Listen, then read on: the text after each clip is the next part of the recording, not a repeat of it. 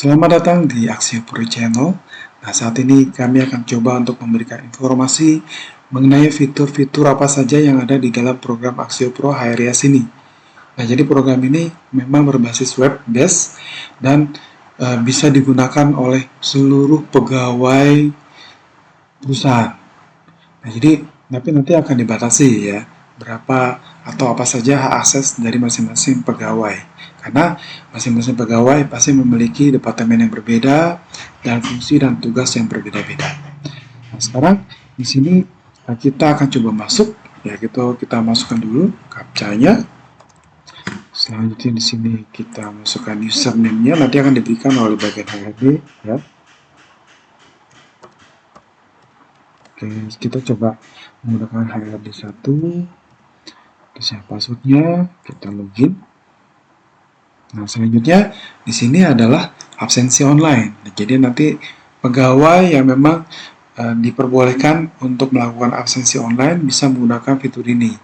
Ya, jadi bisa jadi tidak semua pegawai mengakses absensi online ini, atau boleh juga semua pegawai bisa melakukan akses melalui absensi online. Nah, absensi ini bisa digunakan melalui handphone. Ya, jadi bisa menggunakan mobile webs.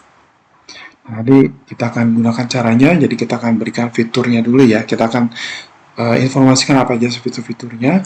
Nah, nanti di sini kita klik next to HRIS. Nah, ini adalah halaman awal dari program HRIS-nya. Jadi kita sebagai HRD, jadi di sana kita nanti bisa melihat beberapa karyawan yang ada yang sedang aktif yang saat ini ya. Jadi di sini kita bisa lihat nih. Nah, contohnya di sini ya, namanya ya, perusahaan apa, berada di departemen apa. Ini di bawah ini adalah nilai appraisalnya ya, penilaian karyawan jika nanti difungsikan. Sebelah kanan ini adalah data absensi pegawai, dan ini adalah event kalendernya ya. Nah, di sini kita lihat ada beberapa modul, yaitu modul organisasi, dan begitu kita klik modul di atas, maka yang sebelah kiri ini akan berubah menjadi menu-menunya ya, yang ada di modul tersebut apa saja. Ada modul organisasi, ada modul employee, ada modul attendance, payroll, benefit, reimburse, appraisal atau penilaian pegawai, pelatihan ya, training, dan recruitment. Di sini juga ada tambahan yang berbentuk notifikasi. Admin ini fungsinya untuk melakukan manajemen terhadap pegawai. Dan yang di sebelah kanan, ini ada namanya notifikasi. Jadi misalnya kita sebagai atasan, kita punya anak buahnya melakukan request terhadap misalnya karyawan yang mau cuti ini. Nah, jadi dia bisa mengakses program ini untuk melakukan permintaan atau permohonan cuti. Jadi dia akan set di tanggal berapa hari cutinya, nanti ini akan di-approve oleh beberapa orang. Bisa 1 orang, bisa 2 orang, atau bisa 3 orang. Ya. Umumnya sih 2 orang cukup. Nah, contohnya nih ya, kalau kita klik leave request, nanti akan keluar tuh leave siapa karyawan yang mengajukan cuti ke kita. Ya. Nah, selanjutnya di sini sebelah kanan pojok ini ada fungsinya untuk keluar ya, atau kita untuk logout dari program ini ya. Nah, jadi seperti itu. Nah, sekarang kita coba mulai dari modul organisasi. Modul organisasi ini fungsinya untuk membuat struktur organisasi perusahaan kita. Jadi mulai dari perusahaannya nanti bisa disetting ya, informasi data perusahaan dan logonya ya. Selanjutnya di sini jika perusahaan tersebut ada beberapa bisnis lain, maka di sini bisa dipecah ya. Selanjutnya kedua adalah divisinya bisa disetting, subdivisi bisa disetting, departemen, sampai line bisnis yang terkecil adalah subunitnya ya. Nah, tapi kalau memang kita tidak definisikan sampai bawah pun tidak masalah ya, tidak apa-apa. Ya, contohnya di sini kita sampai di subdepartemen ya. Jadi subsectionnya itu sudah tidak digunakan. Nah, selanjutnya di sini ada lagi position title. Nanti bisa disetting juga ya, jabatan-jabatan yang terkait di dalam perusahaan tersebut. Ada position title, ada position level ya. Jadi level tertinggi sampai level yang terendahnya. Nah, selanjutnya di sini juga ada namanya company structure ya. Jadi apabila kita sudah membuat struktur perusahaan ya, mulai dari perusahaan, business line, division, subdivision sampai ke bawah, maka kita bisa lihat nih rootnya, ya, gambaran dari struktur yang sudah kita definisikan di atas tadi. Nah, jadi mulai dari awal, yaitu mulai dari level CEO, ya, direktur, GM, manager, sampai ke level uh, manager, ya, supervisor, ya. Ini sebenarnya bisa lagi ke bawah, ya. Karena di sini tingkatannya dari section, subsection, unit, dan subunit. Nah, jadi ini untuk organisasinya. Selanjutnya di employee. Nah, jadi kenapa ini bisa ada nama pegawainya? Jadi nanti begitu kita sudah buat struktur organisasi dan kita masukkan data master pegawai, nanti di situ dia akan klop tuh.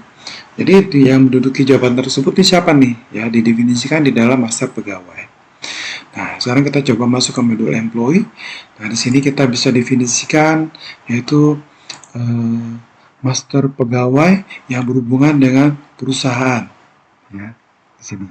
Nah, di sini kita pecah lagi master pegawai yang berhubungan dengan data pribadi pegawai. Nah, mungkin saya coba Satria Priyatna. Nah, di sini jadi data pegawai yang berhubungan dengan data pribadi ini bisa dilengkapi oleh karyawan masing-masing. Ya, nah, untuk yang master employee itu tidak bisa. Biasanya di bagian HRD yang bisa melakukan pemasukan data tersebut. Yang berikutnya di sini ada data lagi master log. Master log ini tujuannya adalah untuk memberikan informasi lebih detail lagi.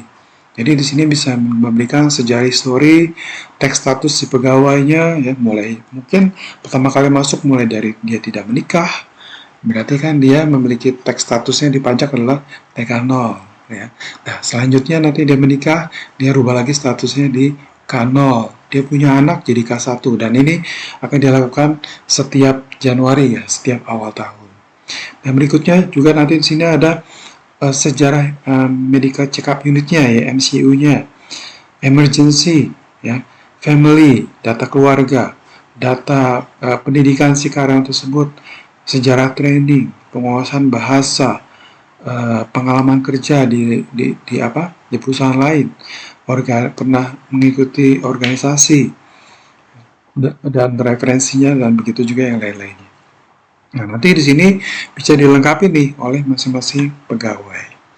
Nah, selanjutnya, selain itu juga kita punya employee secondary position. Nah, artinya gini, kadang-kala pegawai itu bisa jadi memiliki dua jabatan, ya, dua struktural, tapi pasti tetap ada jabatan utamanya dia, dan dia ditugaskan untuk sementara mewakili departemen lain misalnya. Ya, mungkin karena depan ini baru dibentuk, dipercaya orang tersebut, sehingga dia diminta untuk membantu atau memiliki dua kepemimpinan, ya, departemen A, departemen IT, dan departemen accounting misalnya. Nah, jadi bisa seperti itu ya, walaupun itu mungkin jarang sekali ya terjadi, tapi kita sudah siapkan, kita sudah sediakan. Nah, selanjutnya di sini ada untuk sejarah kontrak si pegawainya, ya. Jadi mulai dari kontrak 1, kontrak 2, dan selanjutnya menjadi permanen. Atau mungkin dimulai dari probation ya, probation selama 3 bulan. Probation pertama, probation kedua, habis itu masuk kontrak 1, kontrak 2, dan jadi permanen misalnya. Atau di kontrak terus, ya ini juga bisa programnya. Nah, selanjutnya di sini disiplin ya. Jadi jika ada pegawai membuat sebuah kesalahan ya dalam perusahaan tentunya ya. Nah, di sini nanti juga ada historicalnya. Ya. Employee transfer ini fungsinya untuk apabila karyawan tersebut naik jabatan ya, atau rotasi, atau misalnya dia demosi. Ini bisa dicatat di dalam program. Nah, jadi memang cukup lengkap ya data masa pegawai yang ada. Nah, di sini untuk laporannya ada master employee, ya, jadi nanti bisa di ekspor. Jadi program ini pun bisa diekspor ke dalam ke Excel data masternya. Ya. data master employee, data master personal, ya, data employee, master employee lognya. Nah, di sini ada flexible employee data. Jadi kita bisa nah, misalnya pegawai ini di tempat ibu jumlahnya misalnya ada 600 orang ya. Nah, kan nggak mungkin melihat satu persatu ya. Nah, jadi di sini kita bisa filter nih. HRD bisa tahu nih siapa karyawan yang memiliki skill tertentu. Ya. Terusnya siapa karyawan yang memiliki penguasaan tertentu, ya misalnya bahasa Mandarin, nah bahasa Inggris, ya. Dan di sini juga siapa karyawan yang sudah berumur misalnya lebih dari 3 atau lebih dari 50 tahun misalnya, itu pun bisa. Jadi di sini ada apa namanya, ada filteringnya ya untuk melihat berdasar kebutuhan ya, kebutuhan dari HRD. Dia mau mencari seseorang yang memiliki skill apa gitu ya. Nah, berikutnya di sini ada juga untuk yang incomplete data. Nah, di sini kita bisa apa namanya? Kita bisa lihat nih ya, siapa karyawan yang belum lengkap ya datanya. Nah, jadi seperti ini. Incomplete dokumen. Nah, jadi nanti akan seperti ini nih. Nah, kita coba gede ini. Nah, jadi nanti bisa kelihatan nih, oh berarti yang sudah menyerahkan foto, ini biasanya nanti berwarna hijau, ya belum menyerahkan KTP, belum menyerahkan BPJS, kartu BPJS, belum menyerahkan BPP, nanti bisa kelihatan di sini. Nah, selanjutnya di sini juga ada grafik employee turnover-nya. Jadi nanti di sini juga bisa keluar ya grafik-grafiknya. Nah, yang di bawah ini adalah untuk bisa melakukan ekspor data masa pegawai ke Excel. Nah, nanti bisa juga diimport melalui Excel juga ya programnya. Nah, jadi seperti ini untuk program yang di dalam modul employee. Nah, berikutnya ini adalah attendance. Nah, jadi attendance di sini fungsinya banyak ya. Biasanya berhubungan dengan pegawai, di mana pegawai tersebut melakukan request, misalnya kayak request cuti, ya. Nah, ini contohnya. Jadi nanti bisa kelihatan nih statusnya pending atau sudah di approve, ya. Nah, selanjutnya di sini overtime request, ya. Jadi overtime nanti bisa dilakukan request. Ya, overtime ada dua ya. Overtime bisa dilakukan request atau bisa juga secara otomatis jika kelebihan jam kerja, maka dia langsung dikonversikan oleh sistem ke dalam bentuk tambahan ya, tambahan pendapatan. Nah, tapi kebanyakan sih overtime itu request dulu ya, karena ya bisa jadi uh, karyawan pulang larut malam, tapi mungkin dia tidak melakukan pekerjaan ya. Mungkin dia ngobrol atau mungkin memang dia nggak ingin pulang dulu. Ya entah, nggak tahu ya, kita nggak tahu bagaimana apa sebabnya. Tapi biasanya overtime ini yang berhubungan atau dikonversikan ke dalam uang, pendapatan biasanya akan konfirmasi sampai ke atasannya untuk di-approve. Nah, itu baru diolah oleh si program dan diproses ke dalam penggajian. Nah, berikutnya di sini banyak ya. Jadi untuk apa namanya? Untuk izin-izin ini banyak sekali ya. Ini udah cukup lengkap. Nah, tadi mungkin ada yang ditanyakan, gimana kalau dia uh, izin untuk keluar kantor ya atau bertemu dengan klien? Ada. Jadi di sini juga sudah cukup lengkap. Nah, selanjutnya nanti di sini kita bisa lakukan bagian HRD ya, ini khususnya untuk melakukan kalkulasi ya, misalnya di bulan Juni ya, proses, oke. Nah, ini untuk processingnya. Nah, jadi seperti itu ya prosesnya. Nah, selanjutnya nanti kita di sini bisa lihat nih data laporan absensi pegawainya ya, data laporan bulanannya juga ada. Nah, ini kita coba lihat untuk yang daily-nya. Nah, misalnya kita lihat di bulan, kemungkinan programnya itu kita ada datanya di bulan Mei ya. Coba kita lihat di bulan Mei, view reportingnya. Nah, jadi nanti seperti ini.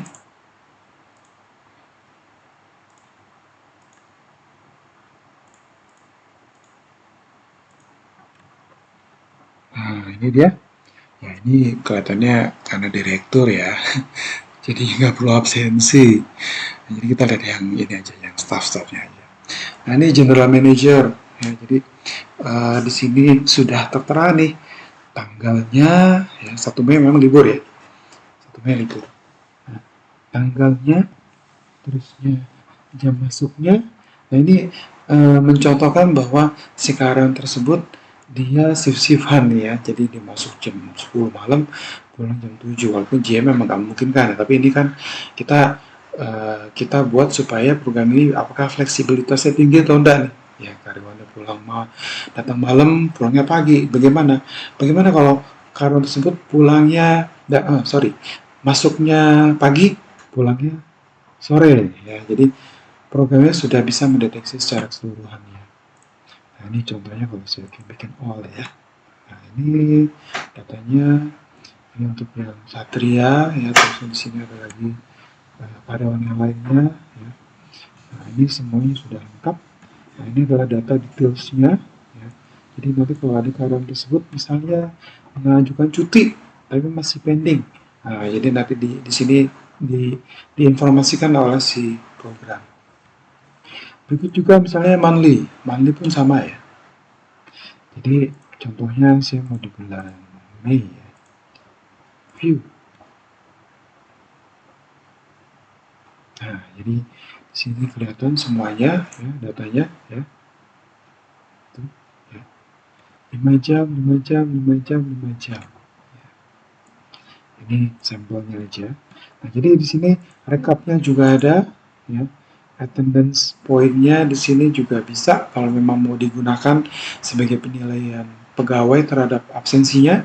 Di sini juga punya ya, kita sudah siapkan, tapi nanti sesuai dengan aturan yang ada di dalam programnya. Ya. Nah, berikut juga bagian bawahnya semua sampai di pengaturan cuti juga ada ya. Dan di sini, nah ini yang tadi kita sebut bagaimana caranya karyawan bisa absensi dan ya enggak, jangan sampai nanti dia absensinya di luar atau di rumah misalnya ya. Nah, jadi gini, kalau kita tentukan untuk GPS poinnya misalnya di kantor ya, titiknya di mana, nanti berarti akan dikasih durasinya berapa jaraknya dari titiknya tersebut ya. Nah, ini max distance-nya. Nah, jadi karyawan tersebut boleh absensi apabila sudah di dalam radius jangkauan titik atau GPS poinnya, seperti itu. Nah, tapi bisa juga didefinisikan begini, karena karyawan ini adalah karyawan marketing ya, jadi dia bisa absen di customer ya, tapi nanti di situ akan kelihatan kok titik poinnya ya, titik poinnya ya. Jadi nanti itu bisa dipantau. Nah, berikutnya setelah ini attendance kita masuk ke payroll ya. Nah, jadi payrollnya juga sudah lengkap. Nah, sudah ada SPT-nya ya. Terus di sini master payroll-nya. Nah, jadi tadi sebelumnya di modul employee ada 3 master ya. Master kepegawaian, master personal ya, dan master log-nya. Nah, khusus untuk yang di master payroll ini adanya di modul payroll-nya. Karena memang di perusahaan itu bisa jadi penanganan untuk data master payroll-nya, karena kita berhubungan dengan angka ya, uang ya. Jadi tidak bisa semua HRD pun menginput data payroll tersebut. Jadi biasanya ditugaskan hanya 1 atau 2 staf HRD aja yang menangani payroll-nya. Nah, sehingga data payroll untuk masa payroll ini hanya ditempatkan di dalam modul payroll-nya. Ya. Nah, di sini masa payroll contohnya ya. Ya. Nah, jadi nanti bisa didefinisikan nih, di set nih currency-nya ya, terusnya gaji pokoknya berapa ya, terusnya di sini tax statusnya berapa. Nah, di sini password pay-nya ini biasanya nanti kalau karyawan setiap akhir bulan itu akan dikirimkan slip gaji melalui email, maka PDF-nya itu sebelum kalau mau dibuka berarti dia harus menggunakan passwordnya dulu. Ya, jadi ada passwordnya untuk bisa membuka file PDF-nya. Nah, nanti di sini bisa di-set ya grade pegawainya ya. terusnya PPh parameternya, BPJS tenaga kerjanya, komposisi dari masing-masing tunjangan jabatannya, tunjangan makannya berapa sehari, gitu ya. Terusnya tunjangan transport, insentif kehadiran dan lain sebagainya. Dan ini adalah transfer pegawainya ya, jadi akunnya ya nanti akan dikirim atau ditransfer ke bank mana. Ya, seperti itu. Nah, ini untuk masa pegawainya. Selanjutnya nanti juga ada payroll adjustment. Jadi kadang-kadang suatu saat bisa jadi ada perubahan dari sistem yang sudah berjalan secara otomatis. Nah, nanti bisa di adjustment oleh payroll. Nah, selanjutnya di sini juga bisa untuk payroll lock and unlock ya. Nah, payroll lock unlock ini tujuannya untuk, jadi gini, setelah proses payroll ini dijalankan dan sudah sesuai, begitu sudah diperiksa oleh bagian payroll, maka payroll ini, proses payrollnya harus di lock, ya. Harus dikunci supaya nggak boleh diproses ulang. Ya. Nah, selanjutnya di sini ada transaction, ya. Jadi bisa jadi misalnya ada karyawan yang memang dia mendapatkan tunjangan marketing ya, atau bonus marketing atau bonus sales misalnya, dan itu tidak bisa diproses otomatis oleh si program payrollnya, sehingga nanti di sini harus ada transaction ya, memasukkan data secara manual ya, hanya beberapa saja, yang lainnya kayak tunjangan transport, tunjangan makan itu akan berjalan secara otomatis, BPJS juga otomatis. Nah, selanjutnya di sini kita lakukan bagaimana cara melakukan payroll kalkulasinya. Nah, jadi nanti di sini ada satu menu namanya payroll calculation ya. Nah, berikutnya di sini ada salary slip juga ada ya. Jadi untuk membuat slip gaji ya. Nah, contohnya ini misalnya kita mau lihat di bulan Mei ya. Ini di bulan Mei atau April bulan ya. Jadi kita lihat view. Nah, ini dia. Jadi ini slip gajinya nanti akan seperti ini. Ya, kenapa kita bisa lihat semua ya? Karena saya sebagai bagian HRD payroll, jadi saya bisa periksa dulu secara seluruhannya. Ya. Selanjutnya nanti kalau sudah oke, ya sudah dilakukan pemeriksaan, nanti baru dirilis ke pegawainya masing-masing. Jadi masing-masing pegawai ya hanya mendapatkan satu slip gaji ya, khusus buat dia masing-masing ya, masing-masing pegawai ya. Tapi kalau saya sebagai HRD payroll berarti saya bisa lihat semua. Seperti itu. Nah, ini sudah lengkap semua ya, jadi mulai dari tunjangan makan, tunjangan transport, ya, insentif lembur, hitungan BPJS, PPh 21, sudah sesuai dengan perhitungan yang saat ini berlaku. Nah, selain itu apa lagi? Nah, kita juga punya nih slip-slip yang lainnya, PPh 21 slip, apa sih itu? Nah, contohnya seperti ini. Jadi, di sini tujuannya adalah si program bisa menunjukkan nih hitungannya ya, sudah benar atau belum ya. Jadi pendapatan dia dalam satu bulan ini berapa, terusnya dia masuk kategori apa ya, karena sesuai dengan teks statusnya dan juga jumlah pendapatan di bulan tersebut, sehingga dia ada presentasi pajaknya sekian. Nah, PPh 21 di bulan April dia akan dikenakan biaya sekian. Nah, jadi seperti itu ya. Nah, ditutup juga yang lainnya, jadi kita bisa lihat secara keseluruhannya. Nah, kalau lihat satu-satu ini repot ya, ada rekapitulasinya, tenang saja. Nah, berikutnya ada satu lagi slip, namanya slip salary kalkulasi. Bagaimana cara program itu melakukan kalkulasinya. Nah, jadi di sini tujuannya untuk memberikan informasi nih, contohnya tunjangan makan 140.000 itu dapatnya dari mana? Oh, berarti dia 14 hari dikali 10.000. Tunjangan transport 14 hari dikali 7.500 dan lain sebagainya ya. Bagaimana cara menghitung BPJS tenaga kerja kesehatan? Nah, di sini sudah ada hitungannya ya. Jadi nanti hitungan seperti ini ya, karena pegawai pengen tahu tuh hitungnya gimana tuh, BPJS kok bisa dapat sekian. Nah, tenang aja, nggak usah pakai Excel, di program ini sudah ada nih cara ngitungnya. Jadi silakan tunjukkan saja slip-slipnya ya, cara slip hitungannya silakan dikirimkan atau bisa diperlihatkan oleh pegawainya. Berikutnya apa lagi? Di sini ada salary, ada beberapa rekapitulasi ya. Kita mau lihat misalnya di bulan Mei ya. view report. Nah, ini adalah perhitungan per bulan, ya, apa saja pendapatannya, dan nanti di sini hitungan pajaknya seperti apa. Ya, nanti di sini akan keluar nih PPh 21-nya, gross income-nya, ya, deduction-nya, sehingga total PPh-nya berarti PPh 21-nya sekian. Sebenarnya cukup banyak ya.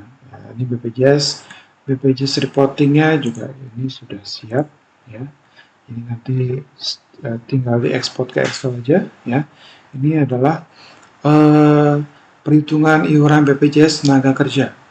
Dan berikutnya di sini ada juga untuk hitungan BPJS kesehatan. Nah, contoh seperti ini. Upahnya karyawan 1%, perusahaan 4%, total iurannya berapa.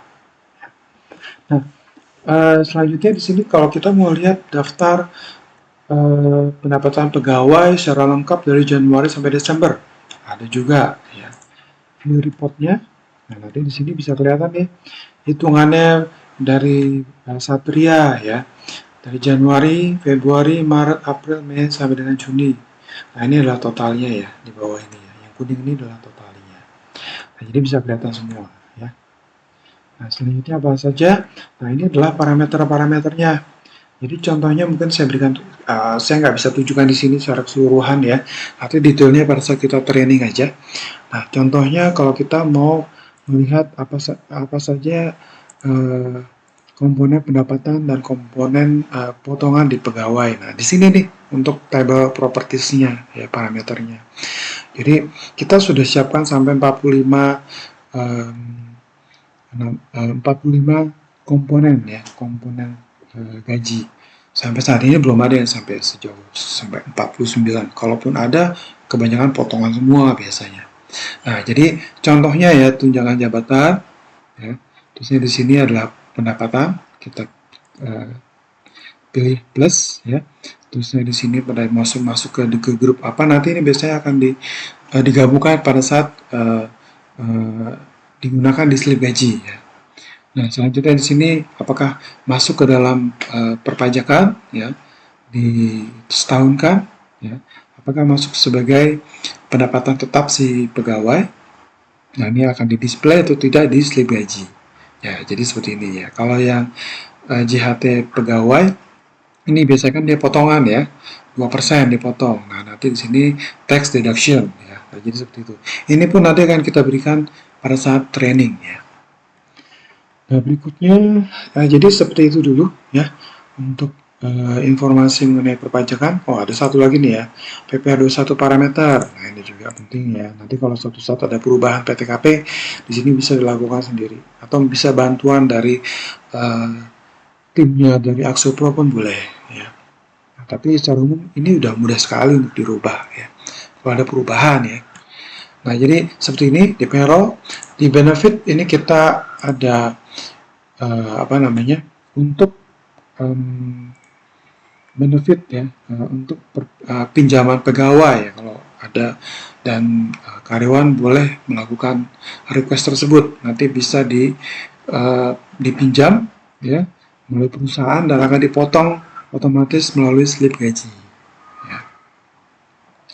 Selanjutnya di sini ada reimburse ya. Reimburse ini biasanya kalau pegawai ada pengobatan ya diklaim ke perusahaan, terusnya ada kacamata ya, terusnya ada apa lagi, tiket ya, karcis tol misalnya. Tapi biasanya untuk kacamata dan kesehatan sekarang sudah jarang digunakan ya, karena sudah mengandalkan BPJS. Semua perusahaan biasa sudah mengandalkan BPJS saat ini. Nah, berikutnya di sini juga ada appraisal ya. Jadi di sini untuk memberikan penilaian pegawai ya. Jadi di sini kita bisa set ya. Nanti di sini kita bisa si pegawainya sendiri itu dia akan memberikan nilai. Di sini sudah diberikan panduannya ya. Di sini juga ada bobotnya. Jadi karyawan tinggal mengisi, misalnya, oh menurut saya ini 90 ya, hardware maintenance, karena saya sebagai orang IT nih, ya, Satria ini sebagai seorang IT, jadi khusus untuk KPI-nya adalah KPI untuk IT. Ya. Jadi silakan diisi 90. Nah, setelah diisi semua, ya, kita anggaplah segini ya. Nah, nanti di sini akan ada lagi nih, di mana approvalnya akan memberikan penilaian berikutnya ya. Jadi ada dua nih evaluatornya ya, Pak Imam sama Pak Fajar yang akan memberikan penilaian selanjutnya setelah kita mengisi lembar KPI. Nah, si pegawai atau si karyawan bisa memberikan catatan ya, catatan kepegawaian, mungkin ada achievementnya si pegawai tersebut untuk bulan ini apa saja achievementnya, melebihi dari target misalnya atau di luar dari poin yang sudah dinilai di dalam bentuk KPI bisa dijadikan sebagai bahan pertimbangan untuk evaluatornya. Ya, nah, jadi nanti di sini ini biasanya harus diisi ya, ini harus diisi. Selanjutnya dari di save, terus di tag. Nah, artinya sekarang warnanya berubah. Artinya si pegawai itu sudah mengisi lembar KPI di bulan Januari. Ya, nanti di bulan Februari juga ada. Maret, April, Mei, Juni dan sebagainya. Atau misalnya gini, ada pertanyaan, Pak, di sini kita cuman per semester, boleh. Jadi nanti silakan diisi, misalnya nanti disepakati oleh perusahaan akan dilengkapi di bulan apa saja, misalnya di bulan Juni dan di bulan Desember ya, nanti bisa seperti itu, atau per 3 bulan sekali bisa. Jadi silakan disesuaikan karena ini cukup fleksibel. Nah, di sini ada satu lagi yaitu form KPI tahunan ya. Jadi di sini KPI dan di sini sebenarnya adalah kompetensinya. Ya. Kalau saya klik, ini nanti bisa. Tapi memang metodologi penilaiannya aja berbeda. Ya. Jadi ini secara umum ya. Jadi informasi penilaian secara umum semua pegawai. Ini pun sama ya. Jadi measurementnya kalau tadi 100, sekarang dia minta 1 sampai 5. Ya, silakan isi 4. Nah, ini misalnya saya isi 5. Nah, nanti selanjutnya akan dilengkapi atau diisi oleh evaluator 1 dan evaluator 2. Ya. Jadi nanti akan seperti itu prosesnya. Selanjutnya nanti kita bisa lihat performance appraisalnya di sini.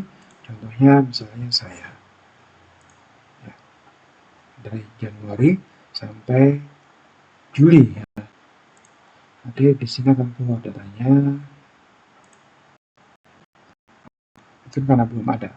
Oh, sudah ada nih. Nah, jadi nanti seperti ini. Tapi mungkin isinya masih kosong ya, karena saya belum isi tuh. Tahun ini saya belum isi. Tadi baru Januari aja. Nah, jadi masih kosong, tapi nanti secara umum penilaiannya akan seperti ini. Ya. Nah, oke. Jadi ini lembar hasilnya dari performance appraisal masing-masing pegawai. Nah, berikutnya apa lagi? Jadi kita ini sebenarnya kita nggak berikan informasi secara detailnya apa saja, tapi secara umum ya gambaran. Ini pun sebenarnya udah lama juga nih. Training ya, jadi kita bisa melakukan request training. Ya. Request training saya misalnya ya. Terusnya di sini judul pelatihannya apa, dosen internal atau eksternal, akan dijadwalkan rencananya tanggal berapa, training provider siapa, ya fasilitator siapa, dan lain sebagainya. Kalau ada biaya silakan dimasukkan, kalau ada pesertanya yang memang sudah fix silakan diisi, dan di sini ada bisa diupload dokumentasinya, ya. Nah di sini nanti akan ada requesternya, ya karena di sini ada request biaya sehingga akan melalui beberapa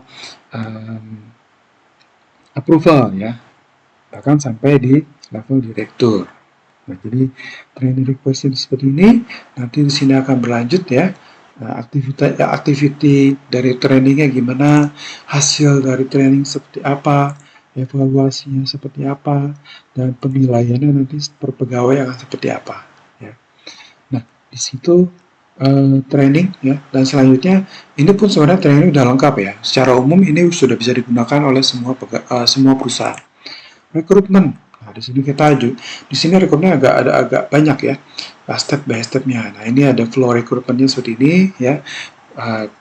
Jadi mulai dari manpower request ya, terusnya nanti akan jika disetujui oleh approvalnya, maka di sini akan ada masuk ke job vacancy list-nya. Nah, selanjutnya nanti si pegawai akan,